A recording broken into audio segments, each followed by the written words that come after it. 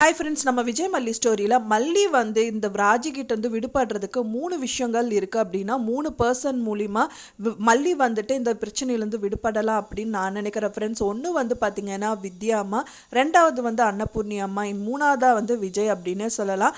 வித்யா அம்மா இப்போ வரைக்குமே எபிசோடில் எந்த ஒரு ஹிண்ட்டு தான் கொடுத்துருக்காங்களே தவிர அவங்க பேசுகிறது பண்ணுறது எதுவுமே நம்மளுக்கு தெரியல.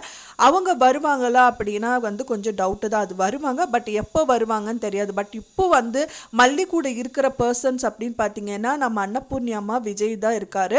ஸோ அதனால் வந்துட்டு அவங்க பண்ணுறது, மல்லி பண்ணுறது எல்லாமே அப்நார்மலாக இருக்கிறது அவங்களுக்கு தெரியும். அவங்க 2 பேருக்கு தான் தெரியுங்கிறதுனால கண்டிப்பாக இதை வந்து மல்லி வந்து அவங்க வாயால் சொல்லுவாங்களா அப்படின்னா கண்டிப்பாக குவெஸ்டின் மார்க் தான். அவங்க சொல்ல மாட்டாங்க.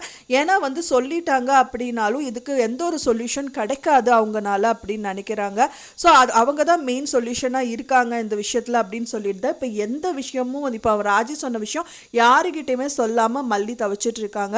ஸோ இதை வந்து அவங்களுக்கே தெரியாமல் வந்து விஜயோ இல்லை அன்னபூர்ணி அம்மாவோ அவங்க போகும்போது இப்போ வரைக்கும் அவங்க சைன் பண்ணி கொடுக்கல. அவங்க சைன் பண்ணி கொடுக்கறதுக்கு ஏதாவது போகிறதா இருக்கலான்னு தான் நான் நினைக்கிறேன் ஃப்ரெண்ட்ஸ். ஏன்னா வந்துட்டு டைவர்ஸ் பெட்டிஷனில் 10 days வந்து அவங்க டைம் கொடுத்துருக்காங்க. அவங்க சைன் பண்ணி கொடுத்துட்டாங்க அப்படின்னா வந்துட்டு அதுக்கு 100% விஜய் கூட இருக்கக்கூடாது, கிளம்பிடணும் அப்படிங்கிற மாதிரி தான் ஏதோ டிசிஷன் எடுப்பாங்க. ஸோ அதுக்குள்ளேயே வந்துட்டு மல்லி என்ன பண்ணுறாங்க அப்படிங்கிறது ஒன்னா அன்னபூர்ணி அம்மா இல்லைன்னா விஜய் வந்துட்டு அவங்கள ஃபாலோ பண்ணால் மட்டும்தான் இது சாத்தியமாகும் அப்படின்னு தான் எதிர்பார்க்கப்படுது.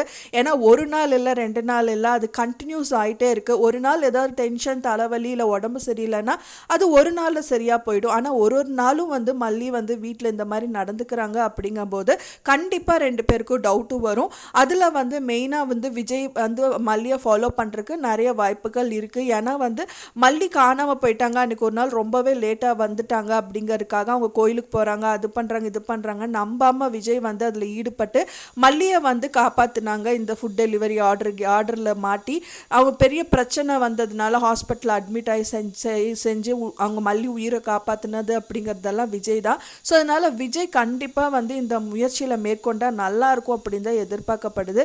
எப்படின்னு பார்த்தீங்கன்னா இப்போ மல்லி கண்டிப்பாக வேதனைப்பட்டுட்டு யாருக்குமே தெரியாமல் இல்லை இதே மாதிரி கோயிலுக்கு போகிறேன்னு ஏதாவது ஒரு காரணத்தை சொல்லிட்டு கண்டிப்பாக அங்கேருந்து கிளம்புவாங்க. கிளம்பும்போது விஜயோ இல்லை அன்னபூர்ணி அம்மாவோ ஆட்டோவோ ஏதாவது வச்சுட்டு அங்கே பின்னாடி ஃபாலோ பண்ணிட்டு போயிட்டு அந்த ராஜிக்கிட்ட பேசுறது எல்லாமே தெரிஞ்சுக்கிட்டாங்க அப்படின்னா கண்டிப்பாக வந்துட்டு விஜய் சும்மாவே இருக்க மாட்டார்.